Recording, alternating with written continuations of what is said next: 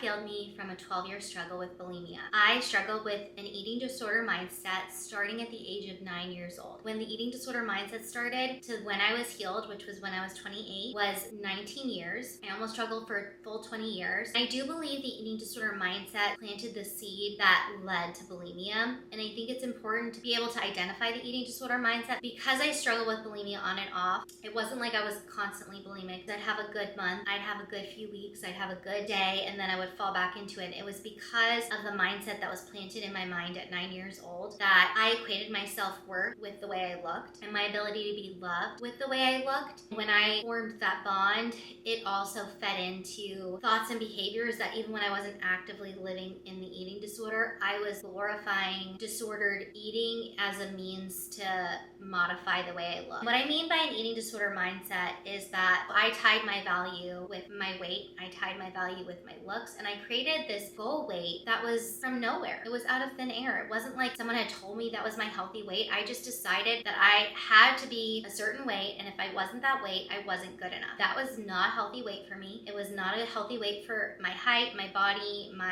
shape, body type. Because of that, I created a lot of turmoil in myself and a lot of anxiety because I felt like when I wasn't that weight, I wasn't deserving. Even if I wasn't actively bulimic at the time, for a long time when I was struggling with the eating disorder, I thought bulimia was a problem. And yes, bulimia is a problem. But bulimia is a symptom of a problem. Bulimia was a symptom of a much larger issue, which was that I tied my value to my looks. I came up with an arbitrary number that I felt like I had to be for no reason. I used my body as a source of control and a source of punishment for myself, and also as a coping skill. I think it was important for me to identify those things. The mindset that it was a coping skill for me, a way that I escaped from the world when I felt overwhelmed and anxious. It was a means of controlling myself to feel like I had control over something in my life, and it was a means of punishing myself and being cruel to myself as a way to channel my frustration over other things in my life. And when I finally was able to see the eating disorder for what it was and also identify the mindset that fueled it, I was finally able to break free. Because all those years of struggle before that, I didn't realize that it didn't matter if I stopped the behaviors. If I still had the mindset that went behind that, then I was always gonna fall back into the trap. Like, even if I wasn't trying to get to that goal weight by means of bulimia, I was still trying to get to that goal weight that was unrealistic and unhealthy for my body. So I would do it in other unhealthy ways, even though I thought they were healthy. I would over-exercise. I did not understand what healthy exercise was. I did not understand that you should not be exercising to the point of feeling sick. Like, I thought I didn't have a good enough workout if I didn't feel like I was gonna pass out, which is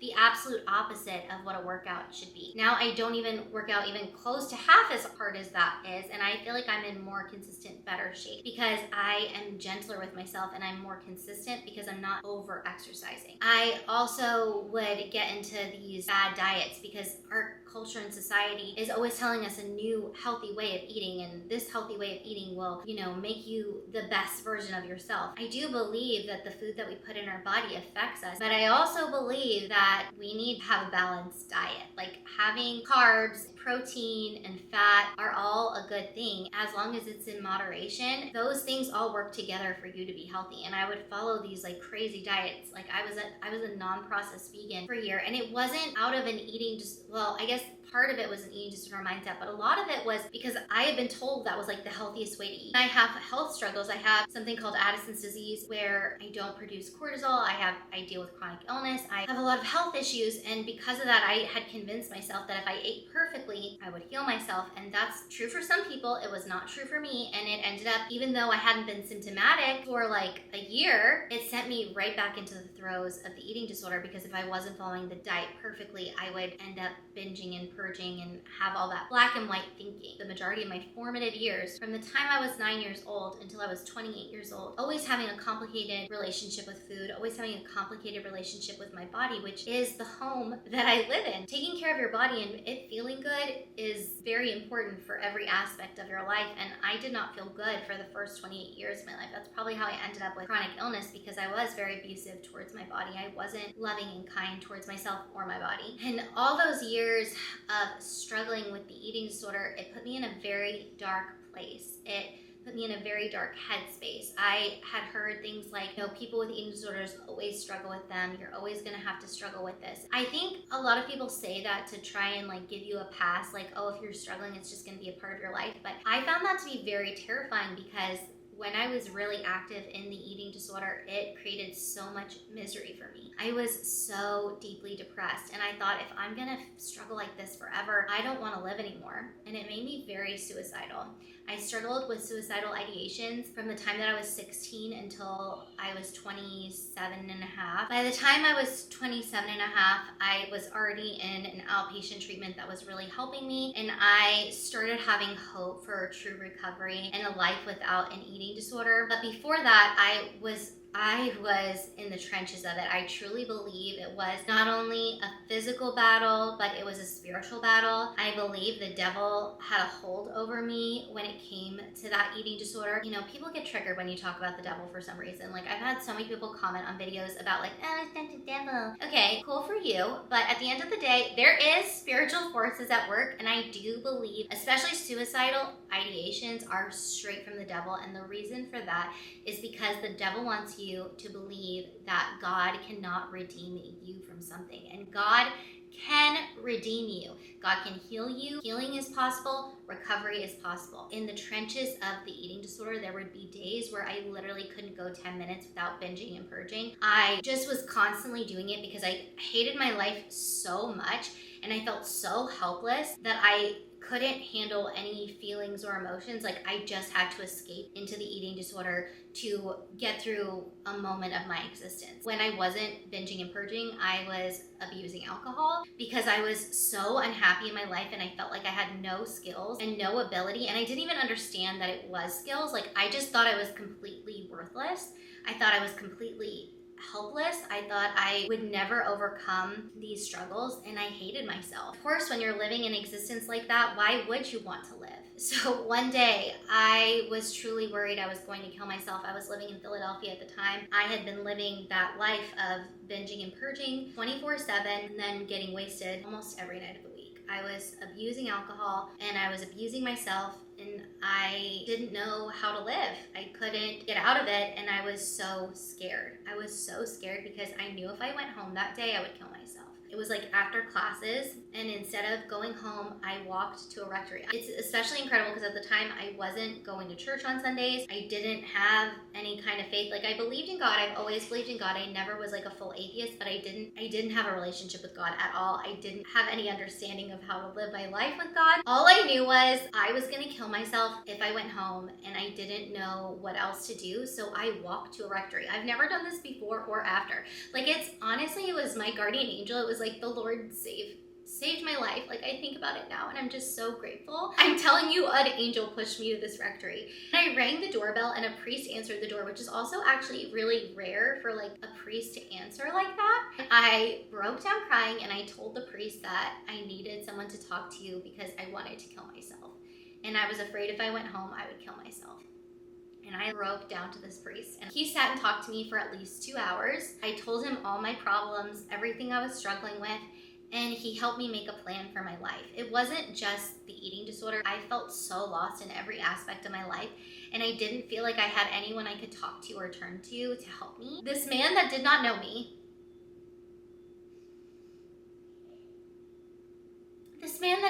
me, and I don't know his name. I never went back to that church. It's not I became an active member of this parish. I was very far from living close to God. Even after this happened, it's not I started walking with God at that point. I didn't. I was far from God. But this priest saved my life. I wish I knew his name. I think about him all the time.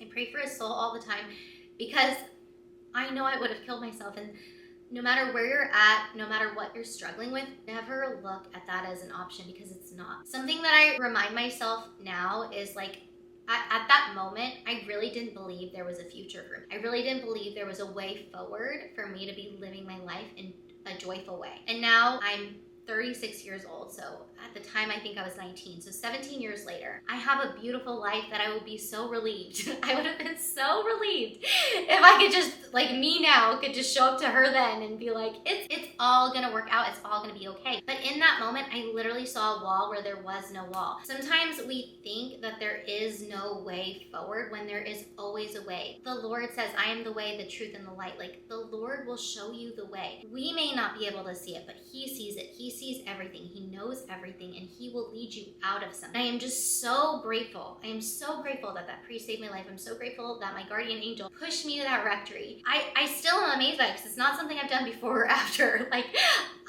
I really only believe the Lord truly spared my life that day. It's not like that day I stopped having an eating disorder. I was 19 then. I did not get free from that eating disorder for 9 more years. But there was a way, and that was the beginning of my hope. There was the beginning of things getting a little better. I ended up going to an inpatient treatment when I was 19 years old. I stayed there for 3 months. It did not heal me of the eating disorder. It probably could have, but there was just like more lifestyle factors that I needed support with. Inpatient is great to help you stop with your behaviors, but I think outpatient, which is what I inevitably did when I was 28, that finally helped me break free. Outpatient helped me start seeing like areas of my life that I was being triggered and start forming new habits, because something that really freed me with the eating disorder was realizing that it was a coping skill for me. When I felt overwhelmed, when I felt anxious, when I felt incapable, I would retreat to it for comfort, and it was just like a really broken coping skill instead of this monster over me. Because for a long time I thought that the eating disorder was this monster that had a hold over me and that I was powerless to stop. But when I started realizing, no, this is just like a really unhealthy coping skill, and I started realizing when I would feel triggered, okay, I don't have to do this anymore, and I would choose to do other things. I would fight with myself, and I would think like, okay, I've come this far, I'm not gonna go back now. I might have overeaten and I'm uncomfortable with that, but I'm not gonna turn to bulimia as a solution to that. That was extremely healing for me. Another thing that was extremely healing for me was to break the chains of the eating disorder mindset. To realize that I did not have to be a certain weight. I could let my body be whatever it was as long as I took care of it and just let myself be. Part of the healing of the eating disorder was I ended up gaining a lot of weight. And that was a big fear of mine, was gaining weight. I thought I was unlovable or unworthy of love. By choosing to love myself at that weight, that big weight, realizing that, you know, I'm worthy of love at any size, really helped heal me. And then eventually I was able to heal my metabolism, heal my body, learn how to feed my body in a way that made me feel good and balanced, and learn how to take care of myself, and then just love whatever the results were. Now I don't have a goal weight. I stopped having like a specific size that I had to be in. My choices are to take care of myself, make sure I'm well fed, balanced eating, balanced exercise, joyfully moving my body, making sure I'm like loving on me and taking care of me, and then letting myself look however I'm meant to look. And I'm actually the most confident about my body now, even though I'm much larger than I was before. But I'm so much happier and I'm so much more stable, because when you're starving yourself or you're binging and purging, your blood sugar is so messed up all the time. Like, I was so moody all the time because I wasn't loving myself and taking care of myself the way I deserved. Another thing that really helped me was I don't play games with food anymore. If I feel hungry, I eat. I used to do this thing where it's like, oh, it's been only an hour since the last time I ate, so I shouldn't eat anything. Or it's been 2 hours since the last time I ate, so I shouldn't eat anything. I could only eat every 4 hours, and I couldn't drink anything that had liquid calories, and I had like all these crazy rules around food, which are not good. Going back to when I was in the throes of the eating disorder, when I was suicidal, and I had no coping skills, and I was turning to the eating disorder as well as alcohol to escape my reality, I thought about what finally helped me. One of the things that actually really helped me disrupt that was I lived in the city of Philadelphia, and I would just go on walks. I couldn't stay in my apartment because when I would be in my apartment, the desires to binge and purge would be too much. But the Lord encouraged me to go on walks, and I didn't even realize it was God at the time, but now I can clearly see it was God calling me outside, calling me to get outside, and not nature because I lived in a city, but just getting outside and moving my body in a gentle way was very soothing for me. Really helped disrupt those patterns and create space for me so that I wasn't constantly running to food to isolate. You are struggling with your mental health, getting outside every day, getting some sunlight, breathing fresh air, the skill that I've been using all these many years later, that has blessed me so very much. Another thing that really helped me on my healing from an eating disorder was truly encountering Christ. When I was 22,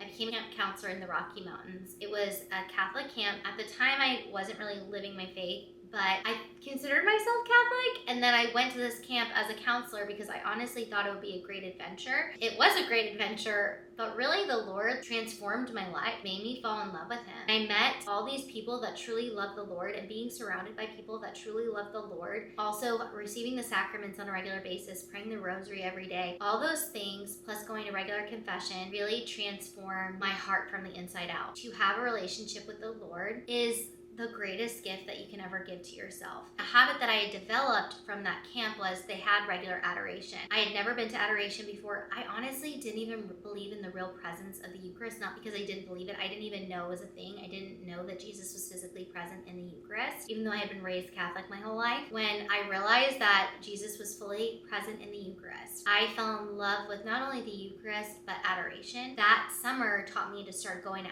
adoration regularly. Once I hit 21, I would have periods of time where I would not be actively binging and purging 24/7. I would have like 3 months, 4 months where I wasn't. Like when I was a camp counselor in the Rockies, I was not symptomatic at the time. I was able to have periods of time where I wasn't symptomatic, but I was never fully free of it. When I tell you now, I've been in recovery for 8 years and I do not struggle at all. I don't struggle at all. And I'm so grateful for that, and I thank God every day for that. I should get on my knees and marvel every day at the miracle that it is that I don't struggle at all with an eating disorder, because when I tell you the chokehold that it had on me and the shroud, that it covered my whole life with darkness. It covered my whole life with challenge and darkness because I was always struggling with this thing.